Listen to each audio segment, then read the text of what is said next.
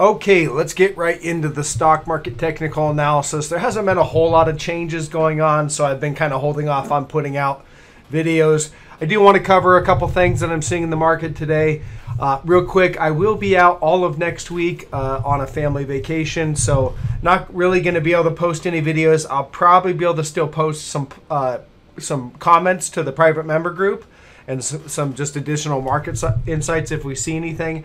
The markets are relatively slow right now. This week there is no trading on Friday. Markets are closed. The futures might be open, but I know the general markets, the broad markets are closed. And it's it's kind of spring break time, so clearly there's a low volume. Institutions are out on break. It's probably going to be the case for kind of the next few weeks. So just want to point that out. Let's get into these charts, guys. Drop me a thumbs up if you're finding value in the content. Feel free to join the private member group if you want additional insights. I'm going to start off with the broad markets, and then what we'll do is we'll just go through. I got a handful of trade ideas and stocks I really want to point out. Nothing's really completely actionable quite yet, but there's lots of things that should trigger relatively soon. So good setups. Triple Qs, we're just chopping sideways. I mean, if you really look at what's going on here, I mean, look at this trading range we've been in. We've been in this trading range here since basically, I mean, really for over a month now of just chop. That's basically what it is. Up, down, up, down, up. All right, and we're up here. So there's really no change there. Now, on the Qs, I mean, we were in an uptrend. And you can see this is going back to October in an uptrend here. That trend's been broken. We're now just sideways. So to me, it looks like topping price action. It kind of looks like we're just kind of hanging out here, consolidating before we drop.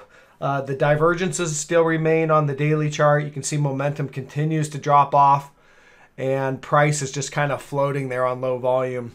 Volume, you can also, if you look at my volume right here, you can see, look, we're just dropping off on volume this week. Well, really, we've been dropping off on it since really the end of last week. But so something to take note of on that. Low volume, just kind of hanging out. Not much going on. Let's look at the futures. Here's the NASDAQ futures. All right, so there it is. Same thing. You can see again. Let me make sure my log scale's on. Yep. You can see again that we basically are just kind of rolling up in this upward channel. Let me adjust that. I'm not sure why that got moved. And then that upward momentum's really been non-existent, and we're drifting sideways now, no longer in an uptrend. Momentum is dropping off. So really same look. We're kind of at resistance. We've been there all week, last few days here on the futures, just kind of hanging out. Really tight trading ranges. So we'll just continue to see what happens. I mean, at the end of the day, we're kind of at the top of the range at resistance. I think we head down to the bottom of the range. Technically, there's no change even if that's happened, because again, you can see we've just been doing that for the last month. So at this point, this is resistance until that's broken, and support's kind of down here. And so probability says we head back down to the bottom, and until something changes, that's it. Okay, so there's really no change in the Mag 7 stocks, so we'll just skip those today. XLF, here's financials. Again, you can see bearish rising wedge, negative divergence, starting to break the wedge. You kind of broke it here. We got getting choppy. Obviously, it was a very defined wedge to see some kind of whipsaw move. So you break down and then recover. That's pretty common. That's kind of market makers just playing games. There is a bearish engulfing right here. All right, that's a bearish engulfing on the daily chart, and we had follow through the next day right there. So that's actually, you can trade that as a top. That's a sell signal. Top would be up here. Right now, the top is at about 42-ish. So again, you wouldn't want to see a daily close impulsively above 42. All right, if you see that, then it kind of negates that as a top, and it's not the top. But as of right now, that pattern, that candlestick indicates that this is the top of this upward move. And these usually come at the end of extended uptrends. And you could say that's definitely where we're at there on that one. So to see that, topping candlestick, that bearish engulfing with follow through the next day. Yeah, I think I don't know. I hear the inflation readings coming out on Friday when the markets close. So I have a feeling they're going to float this thing until Friday, and then it could gap down on that heading, and the market won't be open. So obviously on Monday when the markets open up, you'll open up to a gap down because the inflation heading will come out hot. That's kind of what I'm thinking, but I don't think they're going to make a move ahead of that. They'll probably just kind of grind around into the end of the week. But topping stick there on the financials. XLV, kind of the second largest sector. Again, here's your uptrend line on the daily. Negative divergence in play. And again, no longer moving up. We're no longer in an upward trend. We're now in a sideways trend. So very similar to the triple Qs. Industrials XLY. This one's still within this bearish rising wedge. You can see we're just kind of grinding higher within that wedge. Just hit the top of the range right there, selling off down to the bottom. But nothing's technically broken on this one yet. We're still holding above that support. We do have negative divergence, but no sell signal. So that one's still kind of hanging in there. And XLY, consumer discretionary. Again, there's your upward channel here. It broke, and we're just back testing. So I don't know. We'll probably just continue to back test. All these sectors look like they're pretty much topped out. There's no more upward momentum. It's just the momentum's pretty much gone. And it seems like we're just kind of hanging out waiting for a catalyst. I don't know if that catalyst is going to be the inflation reading on Friday, but it seems like that could be, what it is. So recognize that. We're not moving up anymore. We're not moving down. We're just kind of drifting sideways. Okay, I'm going to go through a couple long trade ideas, and then I'll go into some short trade ideas, and we'll wrap up. Again, guys, drop me a thumbs up if you're finding value. I do appreciate it. It helps the channel.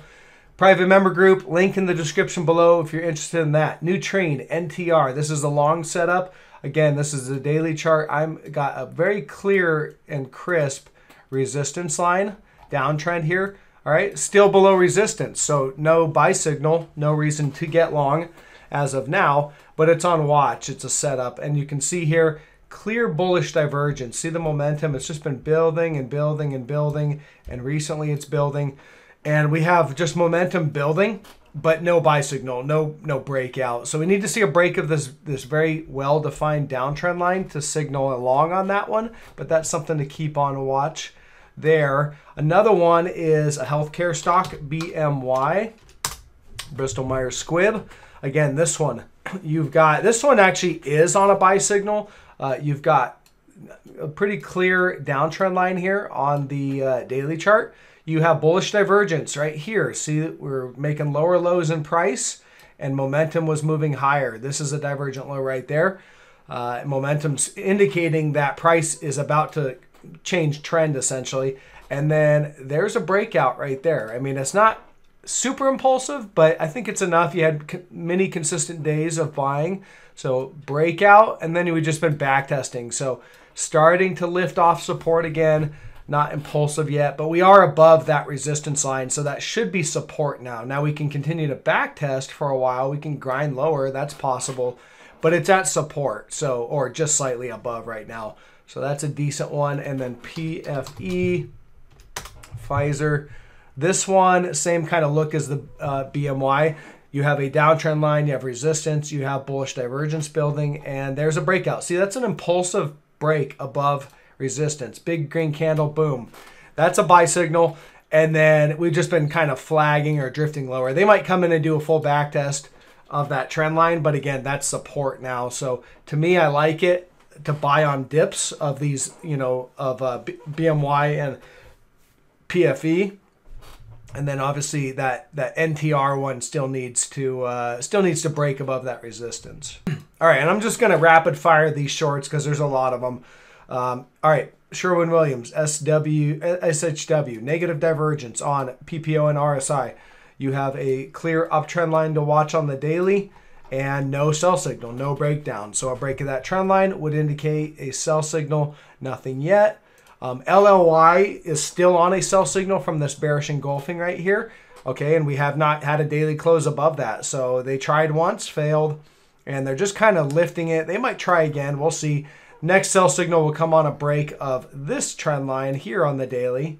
All right, a breakdown of that would be the next sell signal, and we'll probably run down and fill this gap if we do that. All right, so that one's good. Costco was in an uptrend. All right, there's your uptrend there on the daily. Kind of little blow off top right there. And then boom, big sell signal, breakdown, break of trend, big impulsive selling. Hit the first level of support, kind of a quick reaction, snap back, and we've been holding that. So the next sell signal will come on a break of 726-ish, right around 726. Break of that should bring us down to about 678, 75 for the next level of support. ANF, sell signal.